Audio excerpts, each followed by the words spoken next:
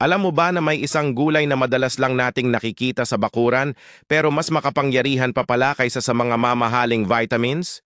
Oo, ito ay ang malunggay. At sa video na ito, malalaman mo kung bakit ito tinaguri ang the most nutritious plant on earth. Kaya huwag mong i-skip ang video na ito. Baka ito na ang sagot sa kalusugan na matagal mo nang hinahanap. Ang malunggay o moringa ay hindi basta-bastang gulay, isa ito sa pinakamasustansyang halaman sa buong mundo. Una sa lahat, mayaman ito sa bitamina A, C at E. Mga bitamina na tumutulong para sa malinaw na paningin, malusog na balat at panlaban sa free radicals na sanhi ng iba't ibang sakit. Pangalawa, ito rin ay may mataas na calcium content. Alam nating lahat na kailangan ng ating katawan ng calcium para sa matibay na buto at ngipin.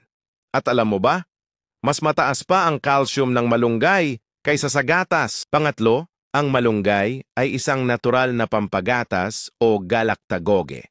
Kaya't para sa mga bagong panganak na ina, mainam itong isama sa kanilang pagkain upang tumaas ang milk production. Pang-apat, panlaban ito sa anemia. Dahil sa taglay nitong mataas na iron content, nakakatulong ito sa pagdagdag ng red blood cells at sa pagpigil ng kakulangan sa dugo. Panglima, nakakatulong ito sa pagpapababa ng blood sugar. Kaya para sa mga may diabetes o high risk na magkaroon nito, mainam na gawing bahagi ng regular na pagkain ng malunggay. Pang-anim, may taglay itong anti-inflammatory at antibacterial properties. Nakakatulong ito sa mga may arthritis, sugat, o iba pang impeksyon sa katawan. At higit sa lahat, ang malunggay ay nakakatulong sa pagpapalakas ng immune system. Sa panahon ngayon na laganap ang iba't ibang sakit, napakahalaga na ang ating katawan ay may sapat na panlaban at malunggay ang isa sa pinakamurang paraan para makamit ito. Kaya mga magulang, ugaliin po nating ipakilala sa ating mga anak ang pagkain ng malunggay habang bata pa sila. Isama ito sa tinola, monggo, omelette o kahit sa mga simpleng sabaw. Kung masasanay sila sa lasa ng malunggay ngayon, mas lalaki silang malusog at hindi sakitin.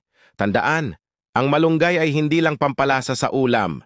Isa itong likas na bitamina na abot kaya ng bawat Pilipino.